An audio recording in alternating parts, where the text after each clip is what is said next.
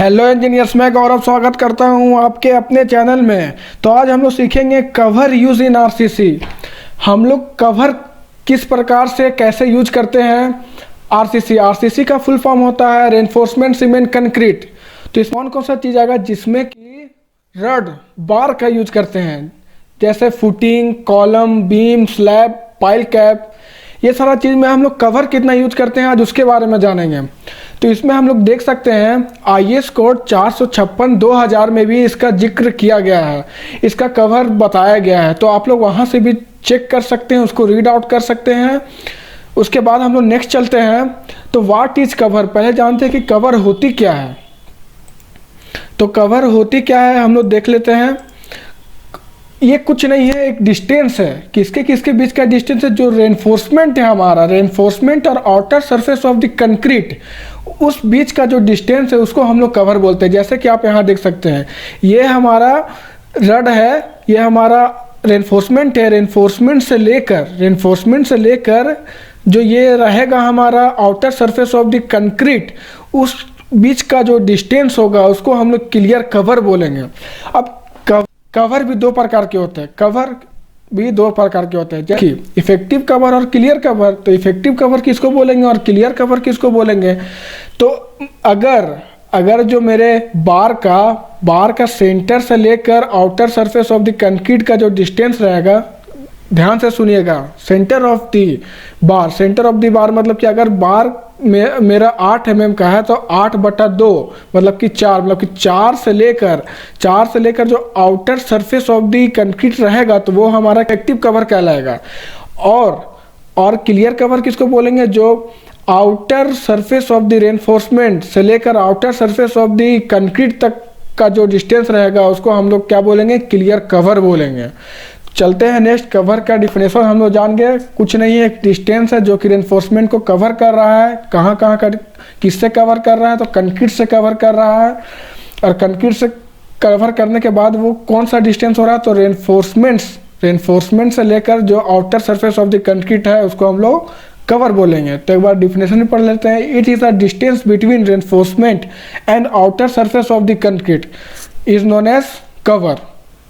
तो आगे चलते हैं। तो फर्स्ट हमारा क्या है, कवर यूज्ड इन फुटिंग में हम लोग कवर क्या प्रोवाइड करते हैं, तो एज पर ड्राइंग स्पेसिफिकेशन। दोस्तों हाँ, ये ध्यान में रखना है कि एज पर ड्राइंग स्पेसिफिकेशन मतलब कि जो अगर हम साइट पे काम कर रहे हैं, साइट पे हमें ड्राइंग दिया जाता है, ड्राइंग प्रोवाइड किया जाता है।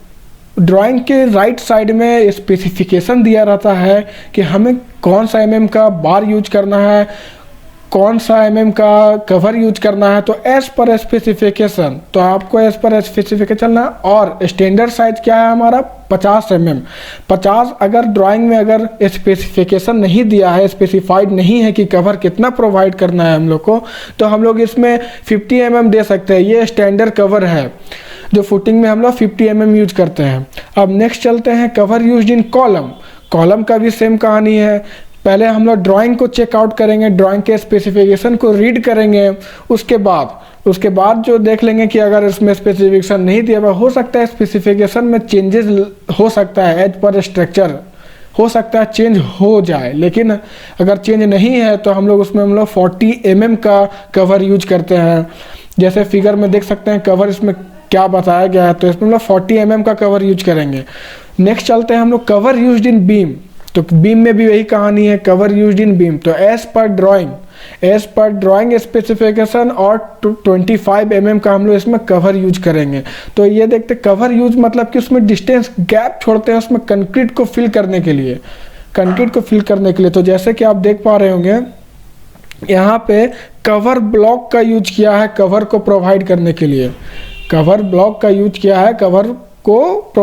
लिए। तो कवर ब्लॉक के रिगार्डिंग भी हम लोग बात करेंगे, लेकिन बाद में इसके लिए अलग से वीडियो बनाया जाएगा, अलग से वीडियो बनाएंगे।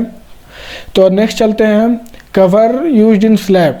तो इसमें भी सेम कहानी है, कवर यूज्ड इन स्लैब। तो स्लैब में हम लोग जनरली स्पेसिफिकेशन के द्वारा चलेंगे और हम लोग 20 mm भी प्रोवाइड कर सकते हैं। अब आते हैं कवर यूज्ड इन पाइल से सब फेमिलियर नहीं होंगे, पाइल के लिए भी अलग वीडियो बनाया जाएगा।